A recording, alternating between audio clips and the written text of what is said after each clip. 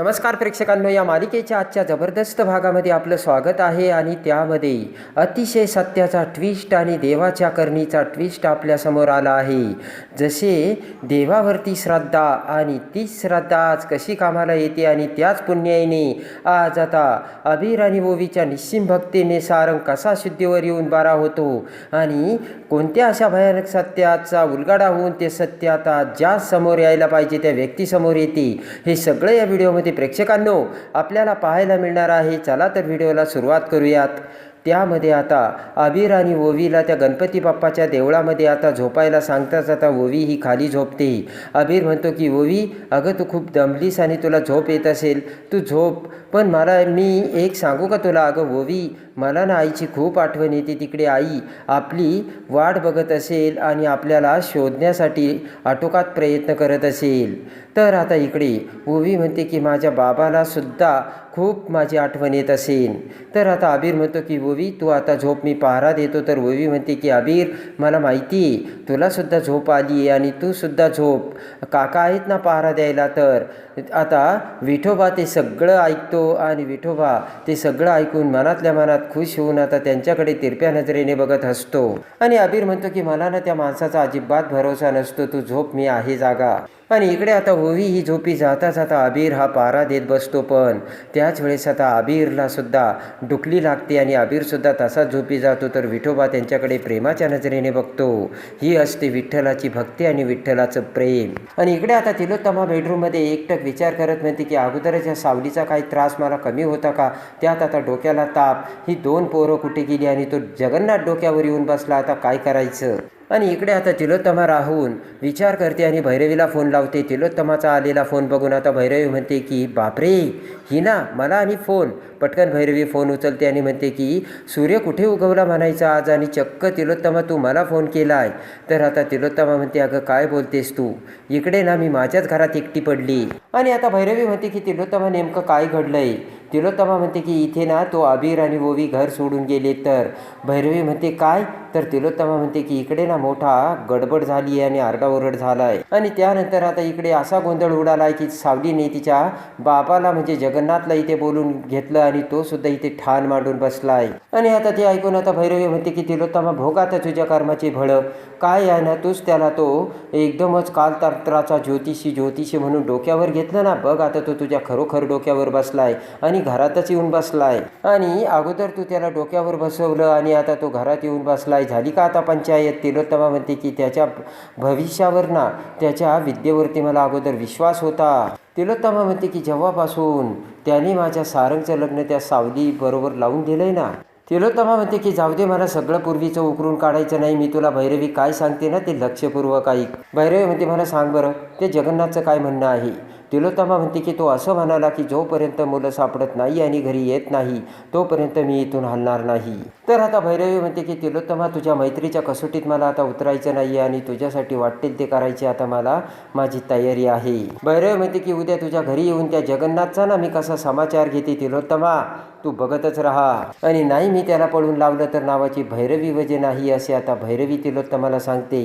ते ऐकून आता तिलोत्तमा म्हणते की भैरवी 1 मिनिटं, एक तर त्या जगन्नाथला तू झेपत नाही आहेस आणि जर तू समोर आली तर तो आणखी बिथरेल. त्याची अक्कल कशी ठिकाणावर आणायची हे या भैरवी वजेला चांगली माहिती आहे. तिलोत्तमा, तू काही काळजीच करू नकोस, असे आता मोठ्या विश्वासाने भैरवी तिलोत्तमाला सांगते. तिलोत्तमा म्हणते की ठीक आहे, तुला जर एवढाच विश्वास आहे तर इकडे काय चाललं ना ते बघ.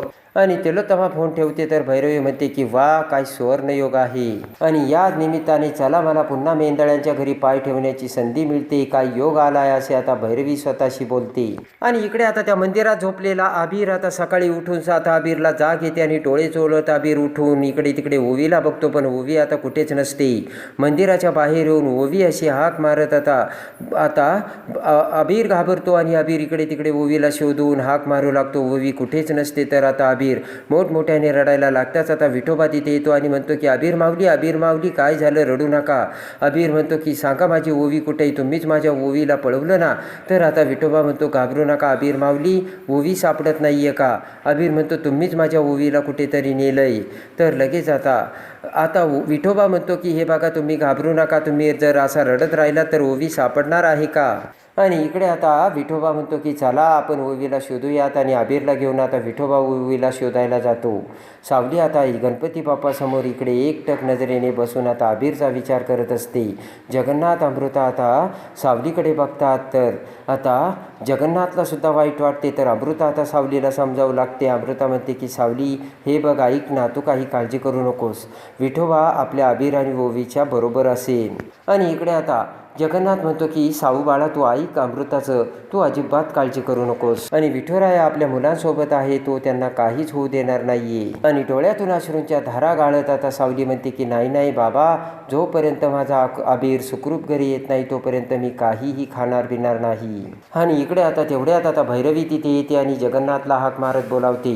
भैरवीकडे बघत आता जगन्नाथ हा तिकडे भैरवी समोर येतो आणि म्हणतो की माणसाने किती निर्लज्ज असावे, या घरात तुझा एवढा अपमान झालेला असताना देखील तू या घरात पाऊल कसं ठेवतेस. आणि जगन्नाथ म्हणतो की मला या निर्लज्जपणाची कीव येते आता. तर भैरवी म्हणते जगन्नाथ, मान आणि अपमानाचं तू काही बोलूच नकोस. आणि भैरवी म्हणते की हे तू विसरला जगन्नाथ, तुझी जी मानसकन्या आहे ना सावली, तिला सुद्धा मोठा अपमान करून या घरातून बाहेर काढलं होतं, तरी सुद्धा ती या घरात परत आलीच ना. जगन्नाथ म्हणतो ती आली नाही, तिलोत्तमाने तिला बोलावून घेतलं. तर भैरवी म्हणते की मग मला सुद्धा या घराची मालकीन आहे ना, तिलोत्तमा मेंदळेने तिनाच बोलवलंय. आणि भैरवी म्हणते की सावलीला जरी तिलोत्तमाने बोलावलं तरी तू लेकीच्या पाठीमागे आलास का, तुला कुणी बोलवलं. तर अमृता म्हणते मी बोलावलं.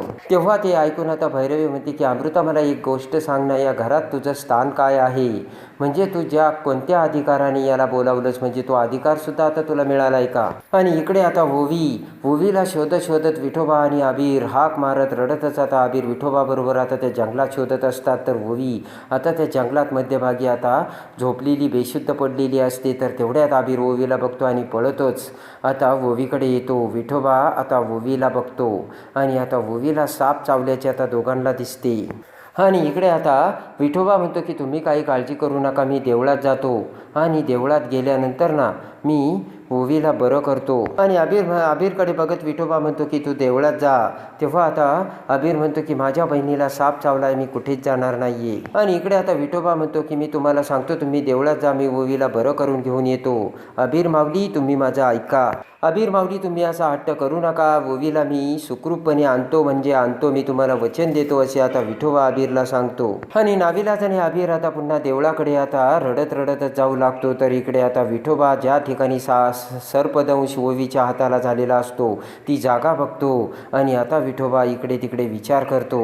पटकन आता विठोबा हा अबीरकडे बघतो. तर अबीर आता पाठीमागे जात असतो. इकडे आता जगन्नाथ म्हणतो की तू तिलोत्तमाला भेटायला आलीस ना भैरवी, मग तिलोत्तमाला भेट आणि ताबडतोब या घरातून चालती हो. तर भैरवी म्हणते की जगन्नाथ, तू मला या घरातून जाण्यासाठी सांगणारा कोण. आणि भैरवी म्हणते की तुला जास्त माज आला का जगन्नाथ, जास्त बोलू नकोस, ही भैरवी वजह आहे. आणि भैरवी म्हणते की मी या घराच्या मालकिनीच्या परवानगी आली, तू मला सांगू नकोस या घरातून जायचं की नाही जायचं. जगन्नाथ म्हणतो की तुझ्यासारखे नवीन प्रॉब्लेम तयार करून आगीत तेल ओतायला मी इथे आलेलो नाहीये भैरवी तुझ्यासारखं. भैरवी म्हणते की ज्योतिषी विद्या प्रयोगाशिवाय तू आता अजूनही काही शिकलाय का जगन्नाथ. आणि आता जादूचे प्रयोग सुद्धा तू करायला शिकलास का, म्हणजे जादूचे प्रयोग करून त्या मुलांना आता तू इथे बसून घरात आणणार आहेस का. आणि जर तू प्रॉब्लेम सॉल्व्ह करायला आला असता तर आता त्या पोरांना तू शोधायला गेला असता जगन्नाथ, असे भैरवी बोलते. भैरवी म्हणते की तू आमच्या मध्ये पडू नकोस. तर जगन्नाथ म्हणतो की तू आमच्या मुलांची काळजी करू नकोस भैरवी, आमचा देवावर पूर्ण विश्वास आहे, आमच्या मुलांसोबत त्यांचा विठुराया आहे आणि त्यांना तो सुखरूप विठुरायाच घरी घेऊन येईल, त्याची तू काळजी करू नकोस भैरवी,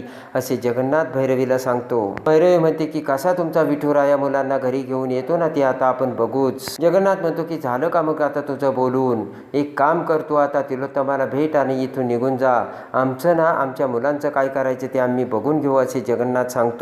आणि जगन्नाथ म्हणतो की जोपर्यंत मुलं सुखरूप इथे येत नाही तोपर्यंत मी इथून हलणार नाही. तर भैरवी म्हणते की असं का.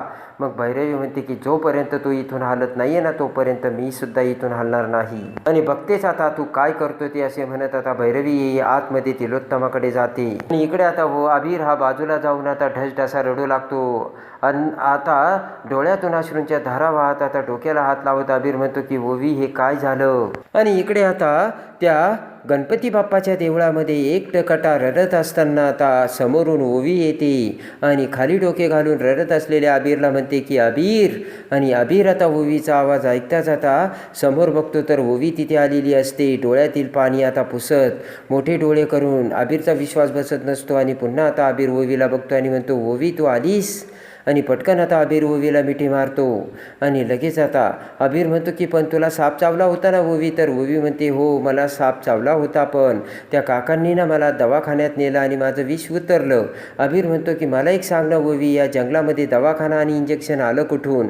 अबीरकडे बघत आता ओवी म्हणते, मला सुद्धा तोच प्रश्न पडला आहे अबीर. आणि ओवी म्हणते, जेव्हाच मला साप चावला होता मी तिथे पडले होते तेव्हा मला काकांनी सांगितलं की मी तुला दवाखान्यात नेलं आणि इंजेक्शन दिलं आणि मग तुझं विष उतरलं आणि तू लगेच मग बरी झाली असे मला सांगितलं. तेवढ्यात आता विठोबा तिथे येत म्हणतो की आत्ताच्या आत्ता नेलं आणि आत्ताच्या आत्ता बरं करून आणलं. आणि लगेच आता अबीर म्हणतो की थँक्यू काका आणि सॉरी, मला माझं चुकलं, मी तुमच्यावर विश्वास ठेवायला हवा होता, खरंच तुम्ही माझ्या ओवीला बरं केलं. आणि अबीर म्हणतो, तुम्ही तर माझ्यावर रागवला असेल तर. आता विठोबा म्हणतो की तुमच्यावर तर मी अजिबात नाराज नाहीये. आणि विठोबा म्हणतात, ते म्हणतात ना लहान मुलं ही देवाघरची फुलं असतात. तर आता विठोबा असू लागतो आणि अबीरही खुश होतो. आणि इकडे आता व्यंकटेश आणि बबलू आता बुलेटवरती त्या जंगलातून आता अबीर ओवीला शोधत जात असतात.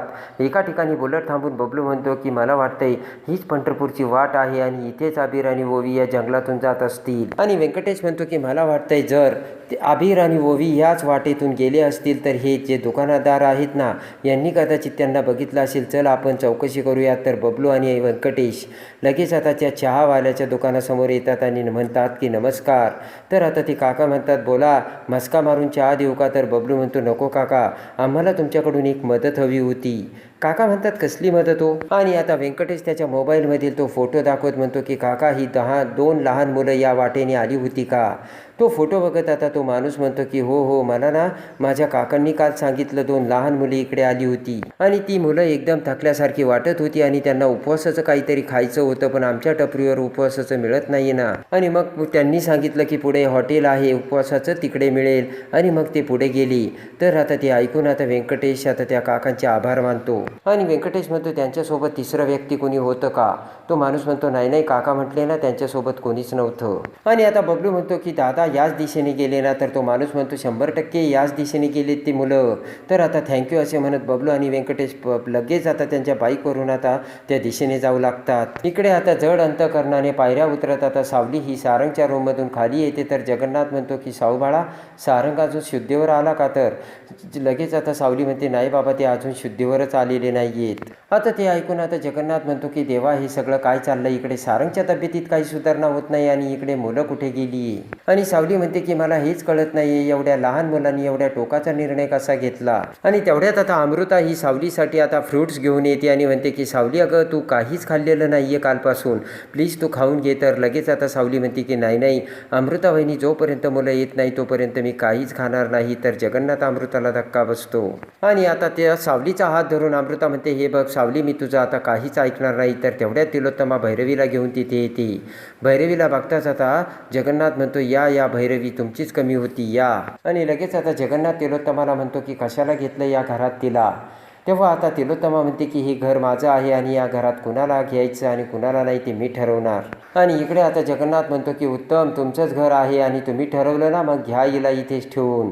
आणि जुने इतिहास विसरलात वाटतं तुम्ही. तर आता तिलोत्तमा ही मोठे डोळे करून आता जगन्नाथकडे बघते आणि जगन्नाथ म्हणतो की तुझ्याच घरात तुलाच घराबाहेर काढायला निघाली होती ही, आणि तिच्या बदल्यात परतफेड म्हणून तूच हिला घरात घेतेस. आणि लगेच आता इकडे तिलोत्तमा म्हणते की मी सावलीला नव्हतं हाकलवलं, ती तिच्या मर्जीने गेली, विचार ना तिला. तर सावली म्हणते, काय चाललंय तुमचं इथं. सावली म्हणते की ती लहान मुले हे घर सोडून निघून गेली आहेत आणि तुम्ही जुन्या गोष्टी काढून इथे भांडतायत. आणि इकडे आता तिलोत्तमा म्हणते की माझ्या घरात सावली अजिबात आरडाओरडा करायचा नाहीये, तुला माहिती आहे ना चांगलं. आणि तिलोत्तमा म्हणते की हे जे काही झालंय ते तुझ्या मुलामुळे, त्या अबीरमुळेच झालंय. आणि आता सावलीकडे बघत आता तिलोत्तमा म्हणते की अजून लाडून ठेव ना तुझ्या अबीरला, आमची ओवी ना ती लहान आहे, तिला काही कळत नाहीये. आणि बोट करत तिलोत्तमा म्हणते की तुझा अबीर तिला घराबाहेर घेऊन गेलाय, मी तुला 100% सांगते.